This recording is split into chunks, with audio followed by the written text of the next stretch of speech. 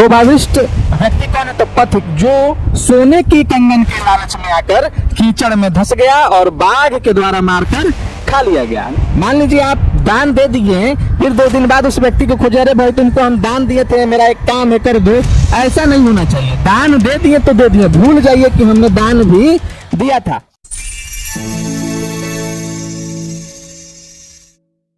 Hello दोस्तों, आशीष publication के इस प्यारे चैनल में आप लोगों का स्वागत है। आज हम लोग क्लास 10th बिहार बोर्ड के व्याघ्र पथिक कथा का सब्जेक्टिव क्वेश्चन करने वाले हैं। और पिछले कई सालों से प्रीवियस ईयर क्वेश्चन बैंक आप देखिएगा आशीष पब्लिकेशन का टारगेट का, तो पिछले कई सालों से ये बहुत ही इससे क्वेश्चन लड़ा है। और हर क्वेश्चन का किस किस साल में कौन कौन सा प्रश्न आया है उसके बारे में भी हम जिक्र करेंगे। और इसी से आया है आशीष पब्लिकेशन के क्वेश्चन बैंक से और गेस्ट पेपर से। ठीक है, आप लोगों को पता है कि आप लोगों के संस्कृत में 2 नंबर का लघुत्तरीय क्वेश्चन 2 नंबर का लघुत्तरीय क्वेश्चन 16 पूछता है। कितना क्वेश्चन रहता है? 16। इसमें से कितने क्वेश्चन का आंसर आप लोगों को देना है? तो 8 क्वेश्चन का, और 8 दूनी 16, यानी 16 नंबर का क्वेश्चन इसी आशीष पब्लिकेशन के क्वेश्चन बैंक और गेस्ट पेपर से आता है। हर साल की बात है, इस साल भी आप लोगों को आशीष पब्लिकेशन के क्वेश्चन बैंक को कराया जा रहा है। और व्याघ्र पथिक कथा से 1 या 2 क्वेश्चन लघुत्तरीय यानी 2 नंबर वाले प्रश्न में हमेशा आपसे पूछता है। आज हम आप लोगों को सब्जेक्टिव क्वेश्चन कराने वाले हैं व्याघ्र पथिक कथा का, और इसमें कुल 10 प्रश्न हैं। और इन 10 प्रश्नों में से ही 1 या 2 प्रश्न आप लोगों को लग जाएगा, और सारे क्वेश्चन भी आई है। ठीक है, तो इसको आप लोग बढ़िया से पढ़िए, और हम थोड़ा सा हट भी जाएंगे, आप लोग स्क्रीनशॉट भी ले सकते हैं। चलिए पहला क्वेश्चन हम लोग स्टार्ट करते हैं। पहला प्रश्न है कि व्याघ्र पथिक कथा पाठ में हमें क्या शिक्षा मिलती है? तो सॉरी, यहाँ पे मैं की जगह आप क्या, यहाँ पे क्या हो गया है, मैं की जगह से लिख दीजिए। व्याघ्र पथिक कथा से हमें क्या शिक्षा मिलती है? देखिए ये कब आया है? 2015 के कंपार्टमेंटल में। सी का मतलब कंपार्टमेंटल। 2015 के सेकंड शिफ्ट में, एनुअल एग्जाम में 2017 के सेकंड शिफ्ट में आया है ये क्वेश्चन कि व्याघ्र पथिक कथा पाठ से हमें क्या शिक्षा मिलती है। तो आप इसका उत्तर कैसे लिखेंगे? जब भी इसका आंसर लिखेंगे तो एक टॉपिक इसमें जोड़ देंगे। व्याघ्र पथिक कथा से हमें यह शिक्षा मिलती है कि मनुष्य को लोभ से आकृष्ट नहीं होना चाहिए, हमें लालच नहीं करना चाहिए, तथा कदापि नहीं, कदापि का मतलब कभी भी प्रलोभन का मतलब है लालच, किसी वस्तु के लालच के चक्कर में नहीं पड़ना चाहिए। क्योंकि अगर आप किसी वस्तु के लालच में आइएगा तो आपका कुछ ना कुछ नुकसान हो ही जाएगा, चाहे कैसे भी हो। बिना मेहनत के अगर बना बनाया आपको कोई चीज मिल रहा है और आप उसके लालच में पड़ रहे हैं तो आपका अनहित होगा। यह बात आप मानकर चलिए। व्याघ्र पथिक कथा से हमें यही शिक्षा मिलती है मुख्य रूप से कि हमें लालच नहीं करना चाहिए। मनुष्य के लिए आलस्य, क्रोध, काम, लोभ, ये सारे चीज नाश का कारण है। उसमें लोभ का मतलब एक लालच भी आता है, जो इस पाठ में बताया गया कि हमें लालच नहीं करना चाहिए।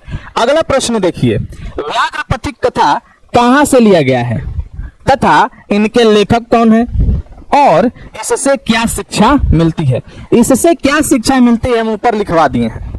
इस प्रश्न में आपको 3 प्रश्न पूछे हैं। पहला क्या प्रश्न है कि व्याघ्र पथिक कथा पाठ कहां से लिया गया है, पहला क्वेश्चन। इसके लेखक कौन है, ये दूसरा क्वेश्चन हुआ। इससे हमें क्या शिक्षा मिलती है, ये तीसरा क्वेश्चन हुआ। यानी 3 क्वेश्चन को कंबाइन करके एक प्रश्न में बताया गया है।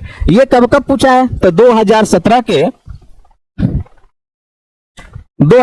में पूछा है, फिर 2017 के कंपार्टमेंटल में पूछा है। तो देखिए व्याघ्र पथिक कथा कहां से लिया गया है? तो व्याघ्र पथिक कथा नारायण पंडित रचित हितोपदेश ग्रंथ के मित्र लाभ नामक खंड से लिया गया। किस खंड से? मित्र लाभ नामक खंड से लिया गया, जो हितोपदेश का ही एक खंड है। प्रस्तुत कथा में लोभ के दुष्परिणाम प्रकट हुआ है। लोभ से क्या क्या हानियां होती है इसके बारे में कहा गया है। इस कथा में हमें लोभाविष्ट व्यक्ति की दुर्दशा का निरूपण किया गया है। लोभाविष्ट व्यक्ति कौन है? तो पथिक, जो सोने की कंगन के लालच में आकर कीचड़ में धंस गया और बाघ के द्वारा मारकर खा लिया गया। निरूपण हुआ है, इसलिए हमें कभी भी लोभ नहीं करना चाहिए। हमें हमेशा अपनी मेहनत से कमाए हुए धन पर विश्वास करना चाहिए। अगर हम अनावश्यक लोभ करते हैं, बिना मतलब का, अनावश्यक का मतलब बिना मतलब का है, आपके पास वो चीज है लेकिन और उस चीज को पाने की चेष्टा करते हैं, तो बिना मतलब का, क्योंकि आपके पास उतना संसाधन है जिससे आपका काम चल जाएगा। अनावश्यक लोभ करते हैं तो निश्चित ही किसी न किसी मुसीबत में पड़ सकते हैं। 3 प्रश्न है। पहले प्रश्न का उत्तर पथिक कथा। देखिए यहाँ पे पथिक कथा, यहाँ पे व्याघ्र छूट गया है। व्याघ्र पथिक कथा नारायण पंडित रचित हितोपदेश ग्रंथ के मित्र लाभ नामक खंड से लिया गया है। प्रस्तुत कथा में लोभ के दुष्परिणाम प्रकट हुआ है। इस कथा में लोभाविष्ट व्यक्ति की दुर्दशा का निरूपण हुआ है। इसलिए हमें कभी भी लोभ नहीं करना चाहिए। हमें हमेशा अपने मेहनत से कमाए गए धन पर विश्वास करना चाहिए। अगर हम अनावश्यक लोभ करते हैं तो निश्चित ही किसी न किसी मुसीबत में पड़ सकते हैं। आप लोग चाहें तो इसका स्क्रीनशॉट ले सकते हैं, जैसे देखिए, ठीक है। अब आगे देखा जाए प्रश्न।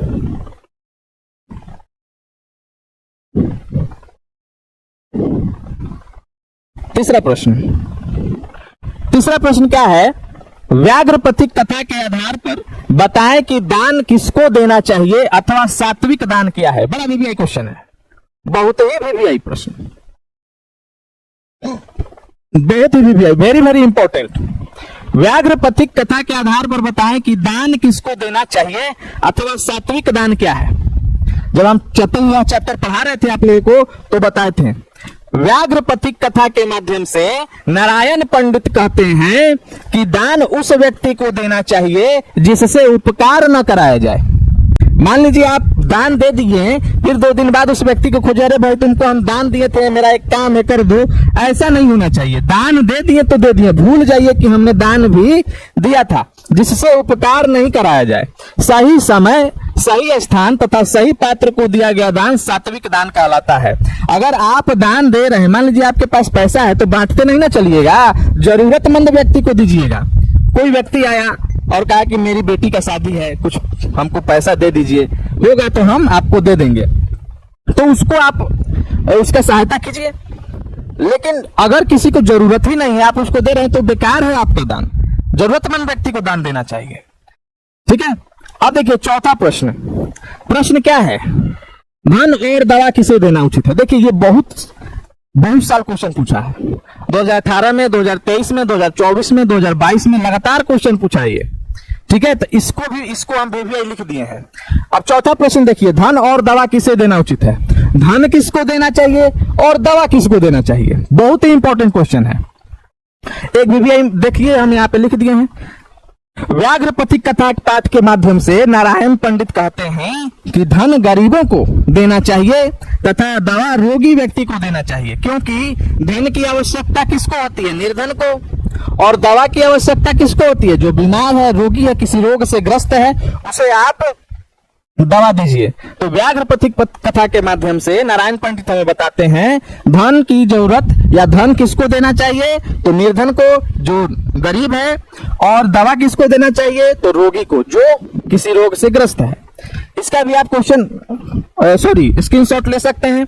इसके आगे हम प्रश्न करवा रहे हैं आप लोगों को।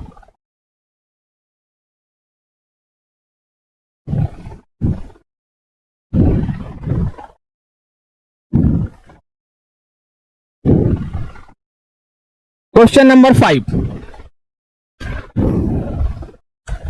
बाघ ने स्वयं को अहिंसक साबित करने के लिए या सिद्ध करने के लिए क्या तर्क दिया है? पथिक को कैसे फुसलाया है ताकि पथिक उसके जाल में फंस जाए, लालच में आ जाए। ये 2021 का क्वेश्चन है, इसको भी आप वीवीआई मार लीजिए, ये भी वेरी वेरी इंपॉर्टेंट है। बाघ ने स्वयं को अहिंसक सिद्ध करने के लिए क्या तर्क दिया? बाघ ने पथिक से कहा, देखो मैं पहले दुराचारी था, मैं जब जवान था तो बहुत दुराचारी था, अनेक गाय और मनुष्यों को मारकर खा गया, जिसके कारण मेरी पत्नी और पुत्र के मृत्यु हो गया, मेरी पत्नी और मेरे पुत्र की मृत्यु हो गई। आज मैं वंश विहीन हूं, जिसका कोई नहीं होता है आगे वंश चलाने वाला। बाघ का सब कोई मर गया था तो वंश कोई चलाएगा नहीं, इसलिए यह वंश विहीन था। ठीक है, इसके पत्नी और पुत्र भी मर चुके थे। तो इसको किसी धार्मिक व्यक्ति ने यह सलाह दिया कि आप दान कीजिए, दान धर्म कीजिए, आपका पाप कट जाएगा, आपका कल्याण होगा।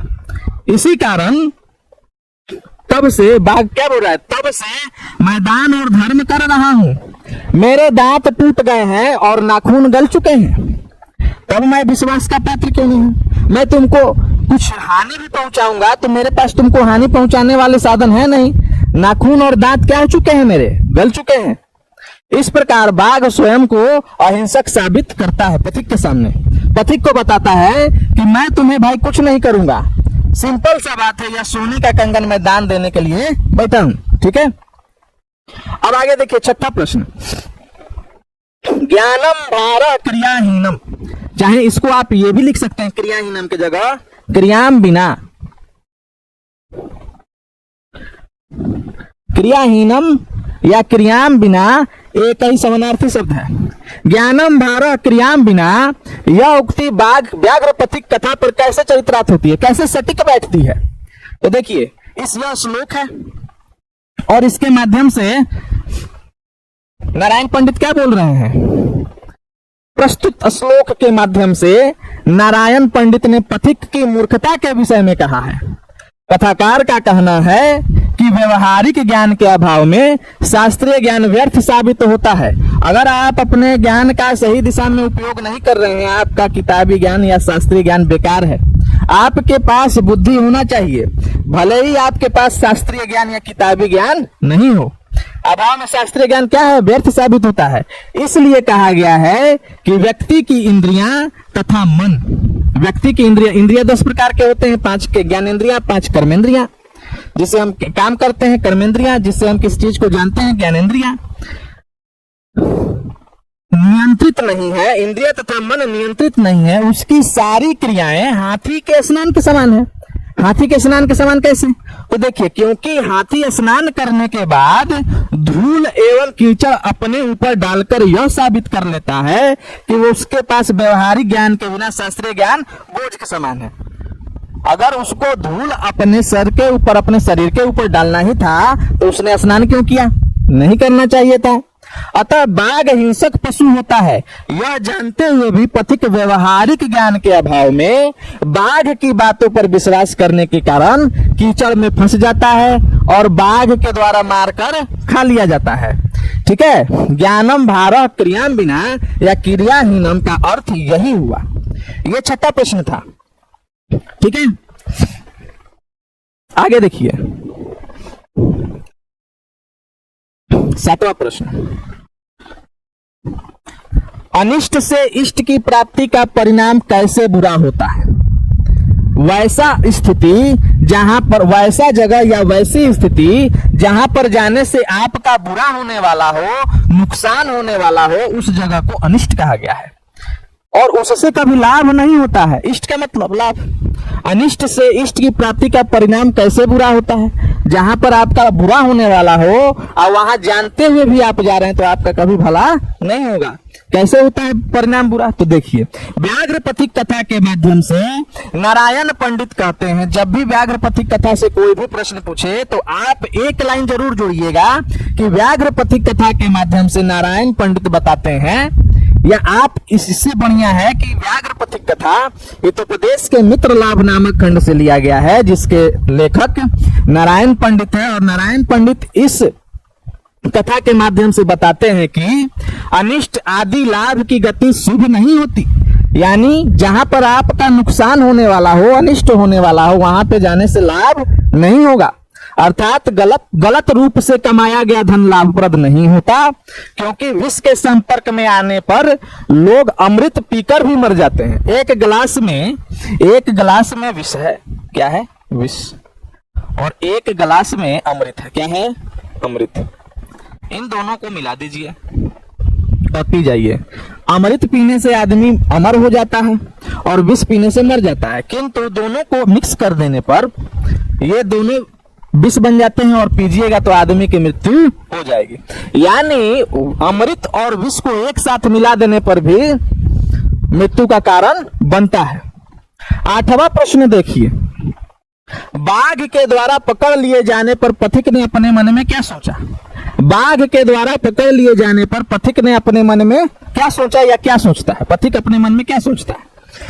तो बाघ के द्वारा पकड़ लिए जाने पर पथिक अपने मन में सोचता है कि जिसकी इंद्रियां वश में नहीं है तथा चित्त की क्रिया हाथी के स्नान के समान है, उसका ज्ञान क्रिया के अभाव में उसी तरह बोझ के समान है जिस तरह या जैसे विधवा स्त्री का श्रृंगार बेकार होता है। जिस स्त्री का पति मर गया हो उसका श्रृंगार करना बेकार है।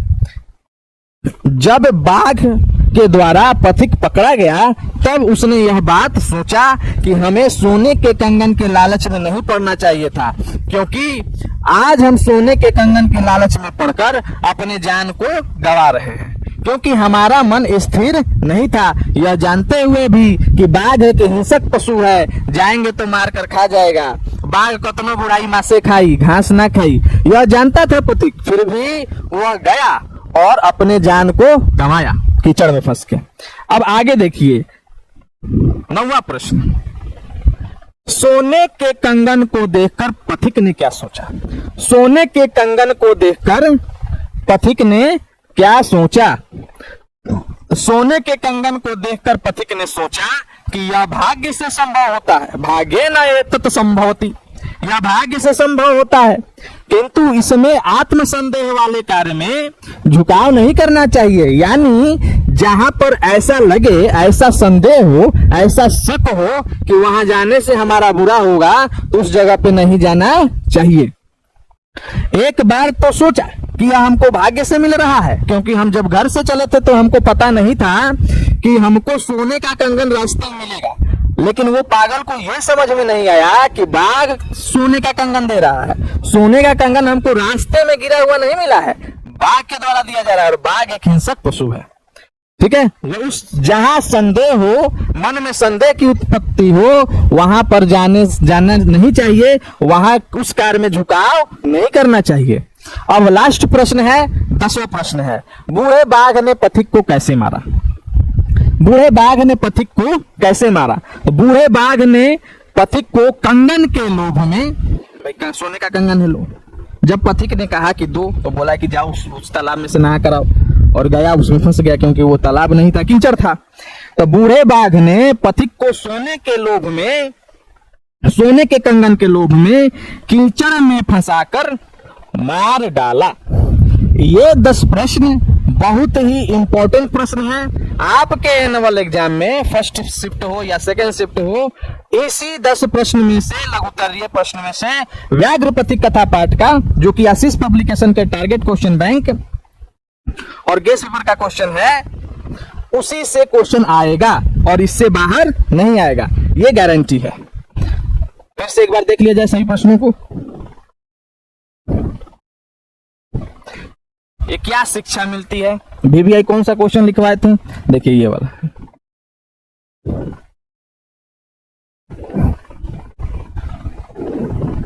व्याघ्र पथिक कथा कहां से लिया गया, इसके लेखक कौन है, इससे हमें क्या शिक्षा मिलती है?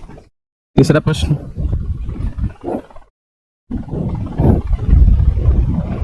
एक ये,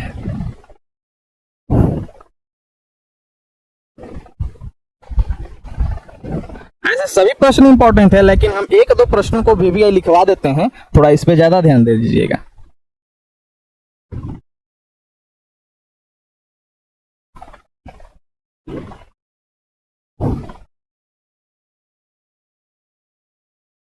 तीन प्रश्न इस पार्ट को हम पढ़ा दिए, इसका सब्जेक्टिव करवा दिए, ऑब्जेक्टिव करवा दिए। अब हम लोग मिलेंगे नेक्स्ट क्लास में नेक्स्ट पार्ट के साथ, और उसी अंदाज में, एकदम शानदार जबरदस्त जिंदाबाद वाले अंदाज में।